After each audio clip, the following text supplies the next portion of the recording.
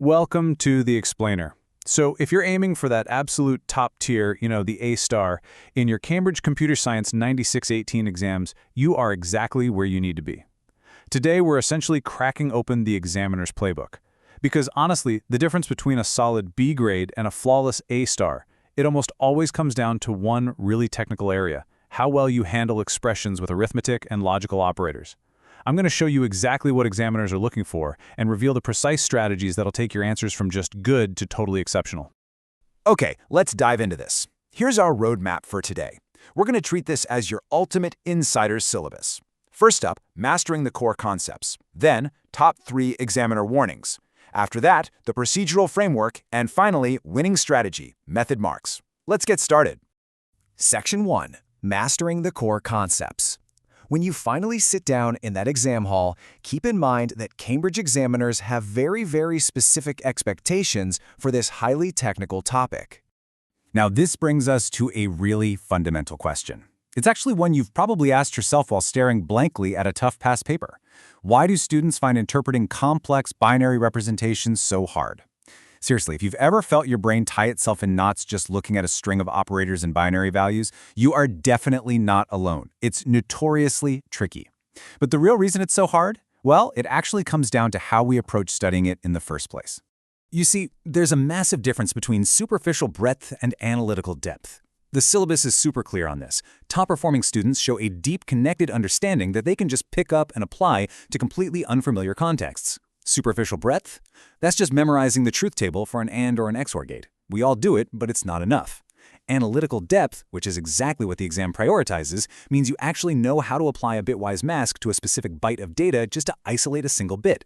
It's all about logical, structured reasoning when you're faced with complex multi-step expressions. Moving on to Section 2, Top 3 Examiner Warnings. Since we know analytical depth is the goal, where exactly are students missing the mark? Let's take a look at the principal examiner reports to find out. Now, what's really interesting here is that these 3 major pitfalls, they're completely avoidable. First up, examiners note that students constantly confuse cause and effect. They mix up an input condition with the actual resulting logical output. Second, students always forget to check boundary conditions and edge cases. In computer science, what happens at the absolute limits of your data, like, say, an integer overflow in an 8-bit register, that is literally everything. And third, answers that aren't specific to the question's context. Generic textbook answers just won't cut it. So, to make sure you never fall into these specific traps, let's use a quick memory hack. I challenge you to invent a mnemonic right now, just using the first letters of those key terms. Cause, boundary, context. CBC. Maybe something like computers break constantly, or check boundaries carefully. Whatever clicks for you, lock it in. Every single time you evaluate an expression, just remind yourself, check the cause, check the boundary, check the context.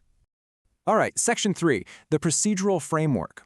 Now that we know exactly what to avoid, how do we systematically process these logical expressions without totally panicking? Let's walk through the standardized step-by-step sequence. Step 1. Identify the key elements. Basically, what specific operators and binary values are you even dealing with?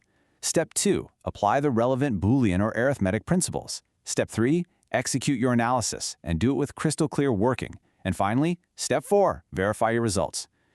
Just run a quick trace table in your head to make sure the output logically makes sense. Actually pulling off that 4-step process requires some really critical programming skills. You have to be able to accurately extract data from raw binary representations.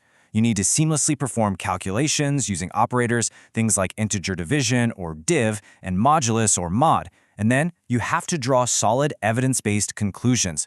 The main takeaway here? This isn't just a math exercise. It's about translating raw binary data into a meaningful, actionable answer that the examiner can actually reward.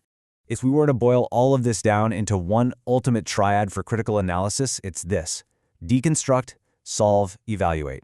You break down the given information into logical pieces, you solve it step by step, and then you evaluate it to check for reasonableness. Honestly, this triad right here, it is the absolute engine of an A-star grade. But what does it mean to truly evaluate? Well, top-scoring candidates show evaluative thinking by considering multiple solutions and analyzing the trade-offs of different logical approaches. They aren't afraid to openly acknowledge the limitations of a certain arithmetic operation, like, say, the risk of data loss during a bitwise shift. And most importantly, they justify every single decision with hard logical evidence. That is exactly how you prove to the examiner that you truly grasp the architecture of the problem. This brings us to Section 4, Winning Strategy, Method Marks. This is your final and arguably most crucial exam survival tactic. I want to share this stark warning straight from the principal examiner alert. It says, students lose marks by not showing working. Even if your final answer is wrong, method marks can save you. Seriously, that's huge. It's a warning, sure, but it's also a massive opportunity. The examiners actually want to give you marks for your thought process, even if you mess up a tiny calculation right at the end. But they literally cannot reward what they cannot see. Showing your working is absolutely non-negotiable. And this brilliantly illustrates exactly why that matters. Imagine you give a wrong answer and you showed 0 working. You get 0 marks, nothing. But let's say you provide a wrong answer because of some tiny little math error at the end, but you've clearly documented your step-by-step logic. You could still walk away with 80% of the marks for that exact same question. Because you proved how you deconstructed the problem, you earned those vital method marks. So I want to leave you with a provocative question to think about. How will you apply the deconstruct, solve, evaluate framework to your very next past paper? Don't just watch this explainer and move on. Grab a Cambridge 9618 past paper right now, find a nasty expression with logical operators, and put this insider strategy to the test.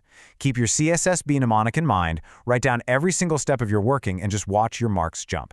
Thanks for hanging out with me today. Keep practicing, and I'll catch you in the next explainer.